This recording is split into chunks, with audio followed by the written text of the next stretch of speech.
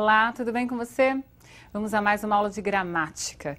Vamos continuar a falar sobre sintaxe. Você deve se lembrar que a sintaxe em gramática trata da relação entre palavras, entre termos. Nós vamos falar de concordância. Termos que são dependentes de outros devem concordar com estes termos dos quais são dependentes.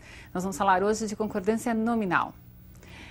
Vamos ver algumas estruturas básicas, né, regras simples, para que você possa empregá-las a textos e perceber quando há construções equivocadas. Veja. Regra geral, concordância nominal é a concordância em gênero e número do adjetivo, artigo, numeral e pronome com o substantivo a que se referirem. Então veja, se numa oração você encontra um substantivo, deverá ver quais são as palavras que estão em torno desse substantivo, um artigo, um pronome, um numeral, um adjetivo e fazer a concordância devida em gênero e número. Essa é a regra geral, mas há casos particulares, específicos, pontuais. São esses casos que começaremos a ver agora. O adjetivo, com função de adjunto adnominal, referindo-se a dois ou mais substantivos, deverá ter a seguinte concordância. Observe a importância de ver se esse adjetivo está colocado antes ou depois dos substantivos aos quais eles se referem. Então veja, se ele estiver posposto, referindo-se a mais de um substantivo de gênero e número diferentes, o adjetivo concordará no masculino plural ou com o substantivo mais próximo. Observe que a função desse adjetivo é a de adjunto adnominal. Então é necessário que você reveja seus conhecimentos de morfologia e sintaxe.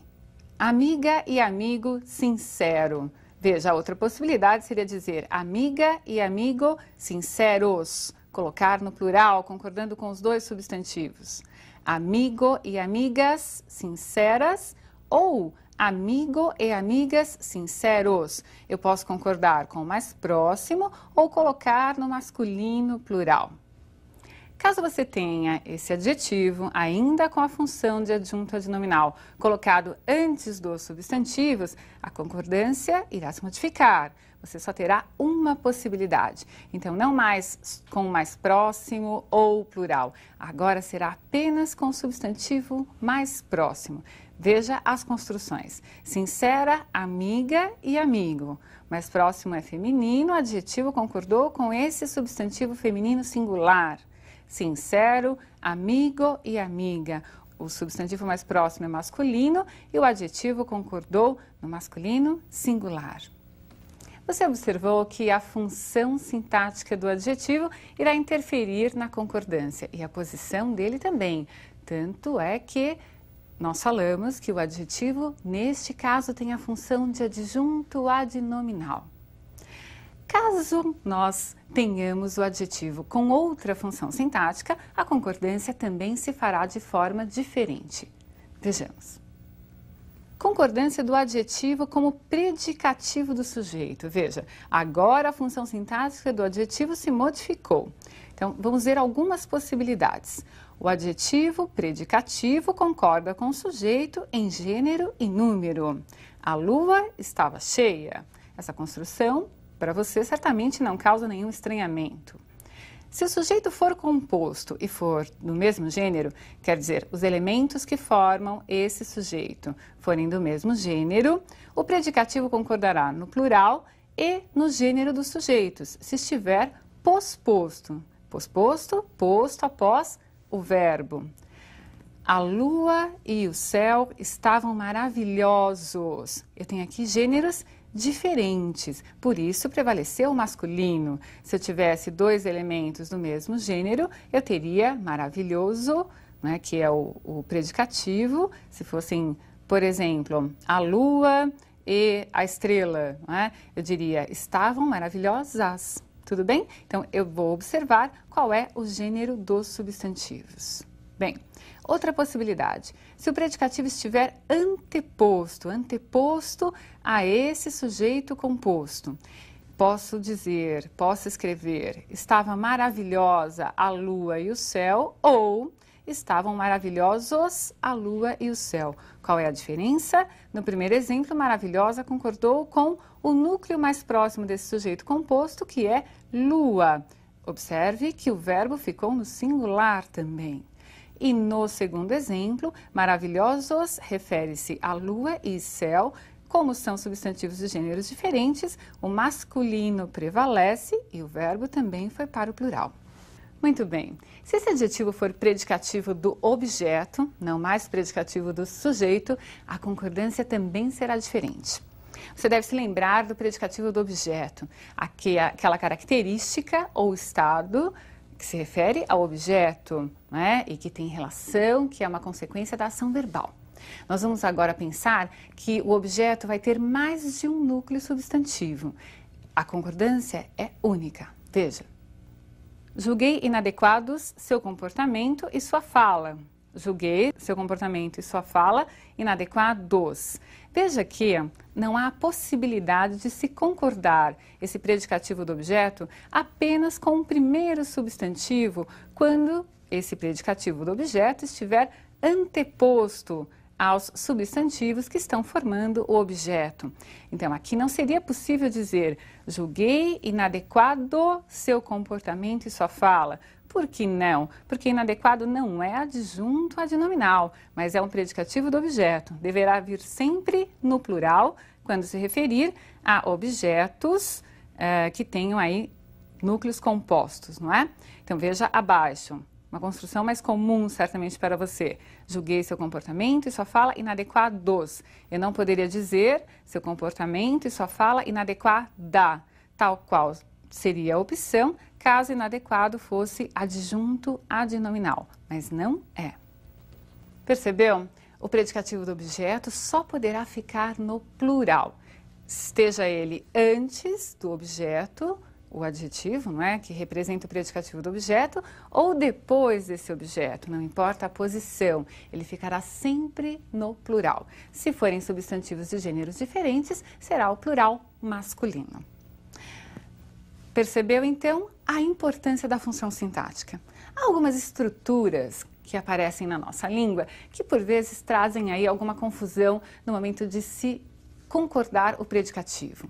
Eu devo dizer, é proibida a entrada ou é proibido a entrada? Veja como a gramática indica a solução desse problema.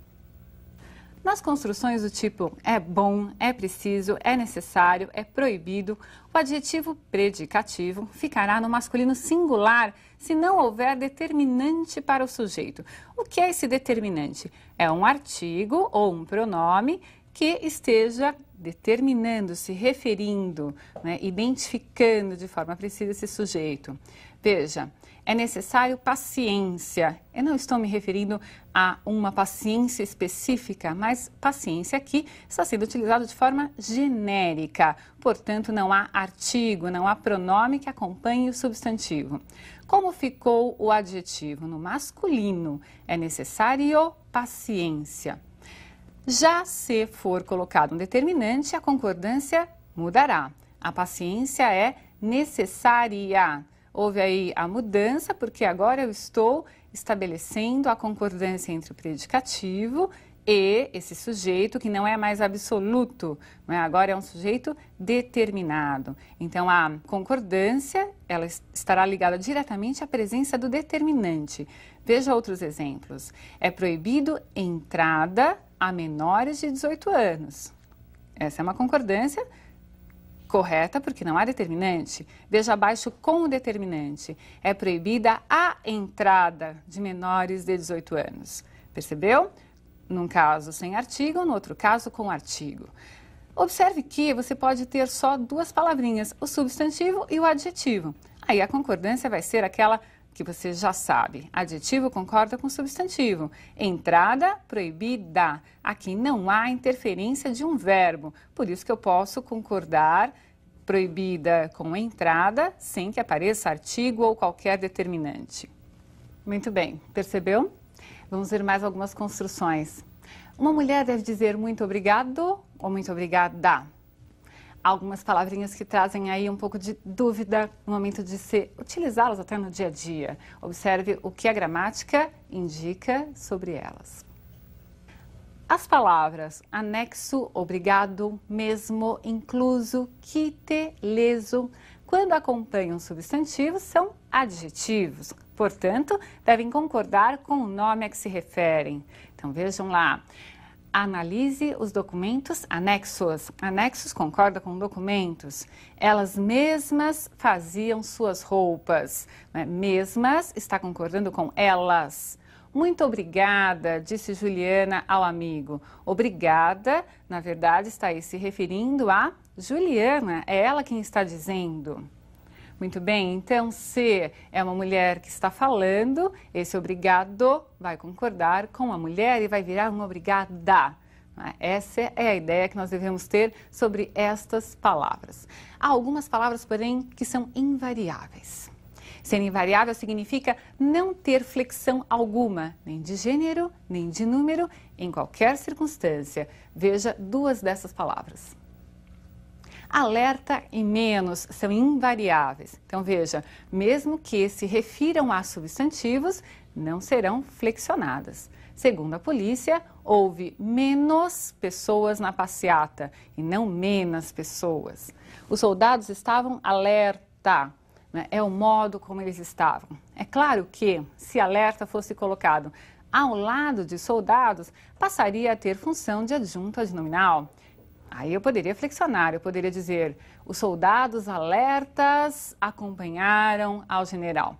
Essa é uma questão controvertida na gramática, mas você deve seguir essa orientação. Se alerta não estiver ao lado da palavra que se refere, ficará invariável. Tudo bem? Menos e alerta. Essas são as palavras às quais você deve atentar por serem invariáveis.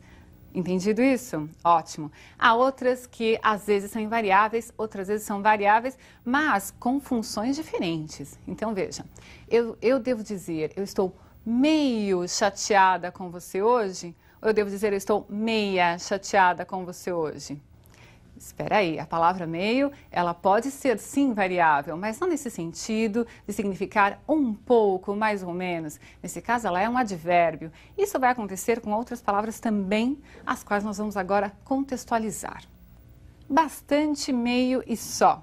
Veja, ela estava meio chateada, um pouco chateada. É um advérbio. Agora, comeram meia caixa de bombons. É um numeral, é metade da caixa. Compramos bastantes roupas na liquidação. Bastantes aqui é um pronome indefinido, se referindo a roupas, está no sentido de muitas roupas. Algumas situações são bastante difíceis. Bastante agora é advérbio, se refere ao adjetivo difícil. Também no sentido de muito, mas agora não se referindo a um substantivo.